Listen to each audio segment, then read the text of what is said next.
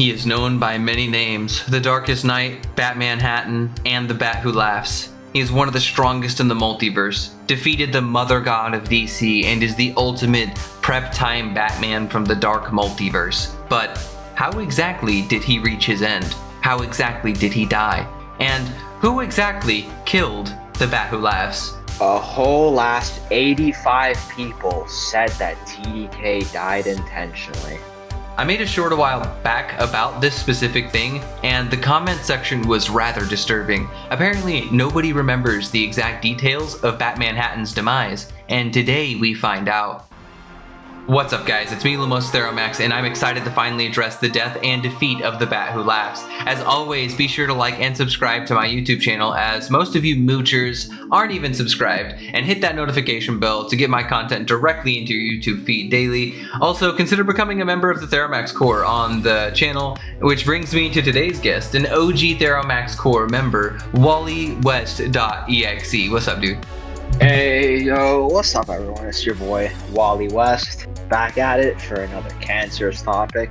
Of course, always good having you. So let's get into one of the major issues many people have whenever it comes to remembering what happened versus what actually did happen inside the events of death metal and its associated tie-ins. And what exactly happened to Batman specifically and his fate, and establish some of the basics of the story to find out how Batmanhattan came across both Superboy Prime and Golden Wonder Woman in chronological order. Go ahead and take us away to start, Wally. So, it starts with Superboy Prime with the Super Family, which ends up in Prime getting annoyed, and he ends up fleeing the battlefield. This essentially breaks through TDK's Genjutsu over everyone, where we see Prime and TDK person to person. After a short dialogue, Superboy Prime and TDK commence in a fight where actually TDK and Prime could not directly kill each other, although this may be TDK just holding back for a later fight and to appease Superboy Prime. The Darkest Knight then tries to recruit Superboy Prime as a result, but in a significant character moment for Prime refuses the deal and strikes TDK with his reality-altering punch. The end result of this attack manages to destroy the entire Bat Who Laughs' newly created dark multiverse at the cost of his own life, though. Now, once the Bat Who Laughs is finished with Superboy Prime, he then turns his focus back to Prime Earth. Batmanhattan immediately appears before our main cast of heroes like the Justice League and villains who are now united against him. Batmanhattan monologues at the survivors until Wonder Woman arrives in her new golden form.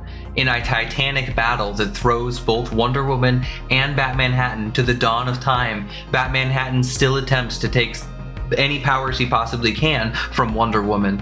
But he cannot, as Wonder Woman constantly adapts to his powers and gets stronger to match him. Batmanhattan proceeds to tell Wonder Woman that there is no future where the hands do not nuke the DC creation. The Darkest Knight then goes on to claim that he can fight them, but only with Wonder Woman's new powers at his disposal. Wonder Woman even confirms this after looking into the future, that no matter her actions, even if victorious against Batmanhattan, the hands will indeed destroy the entire DC multiverse upon her arrival. So Batmanhattan is somewhat telling the truth here. The Darkest Knight blindsided Wonder Woman with an attack during the negotiation with the intent to take her powers, but Diana was too fast. She then responded by kicking Perpetua's hand that was still forming creation back into Manhattan, which throws him backwards. Wonder Woman then punches Batmanhattan to the end of everything inside DC, to the Death Sun, a narrative star which represents the everything our verse has to offer. Batmanhattan begs Wonder Woman to let him have her powers so that he can deal with the hands before they show up and do the dirty deed they're going to do. But despite his pleas, Wonder Woman refuses to waver and drives Batmanhattan screaming into the Death Sun. Batmanhattan is slowly incinerated alive as the Bat Who Laughs is no longer seen from this moment forward. The Darkest Knight had fallen at the hands of Golden Wonder Woman. There is no evidence that Batmanhattan appeared after this moment unless it was a flashback to this event or a reference to his actions during it. But Lumos, Prime didn't die to him. We saw him immediately afterwards in another world. Alright, so back to Superboy Prime. In relation to his death, we can further support that Prime fought TDK before Golden Wonder Woman due to the fact that the first page of issue 6 of Death Metal literally shows us Prime's dead body floating through space. This would also make sense as TDK remade his second Dark Multiverse after it was destroyed the first time by Superboy Prime. In my opinion, the image we see of Prime back in his universe could very possibly be Prime in heaven, as when you die, you choose and create your own heaven, and that scene of Prime was essentially his perfect world. We know he didn't just respawn in Earth 33 instantly, because the multiverse was pretty much gone at this point, with just our universe left. But we do know heaven and hell were kind of more or less still around by that point. Even if you want to say it was mainly destroyed, there was still a piece left. But if you don't buy this, you can also see Lumos' interpretation, which is equally possible. Since we are at a slight transition, be sure to like and subscribe, and be sure to hit that notification bell so you get more content just like this delivered to you as soon as it comes out. Personally, I find this interpretation to be far more likely. So, exactly what did Prime experience after he was defeated by the Bat Who Laughs?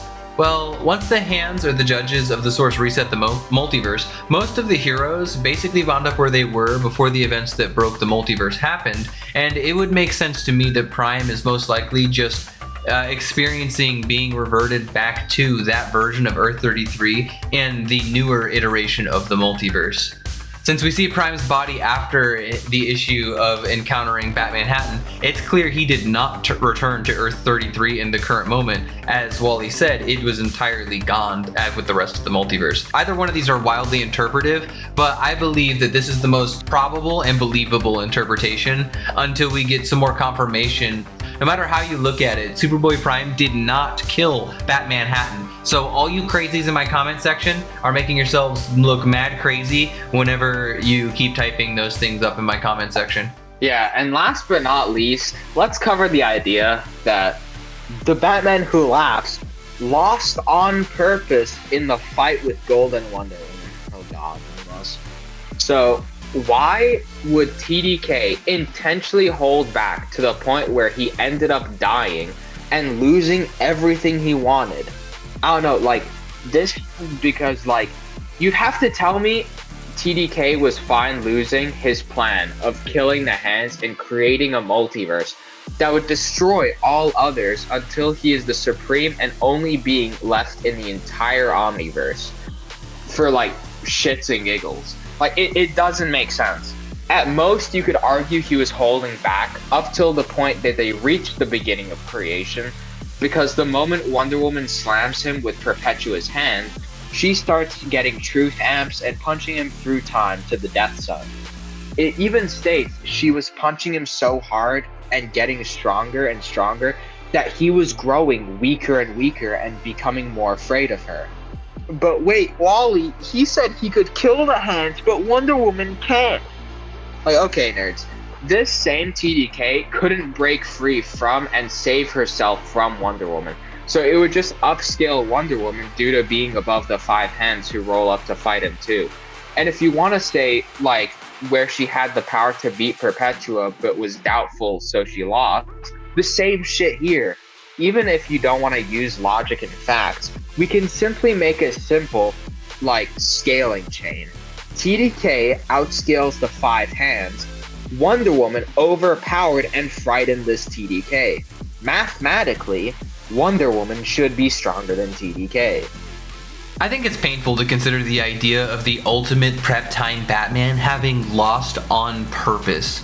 I think somebody like the Bat Who Laughs would never ever cop out, given his personality and character history. I don't think that there's a chance in hell he would die on purpose, especially if you think he had the ability to kill the hands and Golden Wonder Woman. The whole he died on purpose argument is arguably the dumbest take I've heard in a while, and I've been reading up on Trigon recently and the people repping his scaling, so that's an actually impressive claim, but that's a story for an entirely different day. And on a scale of 1 to 10, I would put this on a level of 10 out of 10 copium on the Theromax grade scale. Using Prime's fight against Batmanhattan is a W scaling for Prime, but don't take it too far by saying he won the fight, as he was far from being victorious against Batmanhattan. Hopefully this clears up the confusion around Batmanhattan and his death with Superboy Prime and all that fun jazz with the extent of Golden Wonder Woman's powers. Wally, do you have anything you want to add on the way out? I pretty much said what I wanted to say. And, like, don't get me wrong, I fucking love TDK. Like, he's in my top 10, right? But I can't with the TDK tards who think he just died on purpose for the memes and just went like, oh, psych, I lied, and, like, just died. Like, I just don't get it, dude. Like, yeah. But it was dope being featured, man. Can't wait to be on here the next time. Hell yeah, dude. That being said, be sure to like and subscribe, as well as turn on notifications to always get my videos straight into your feed, as well as become a Theromax Corps member today on my channel. The membership link is in the description below, and this is the group of people I look to decide my next long-form video content. So look forward to adding more members to the Corps, and I guess we'll see you next time, Lanterns. Later.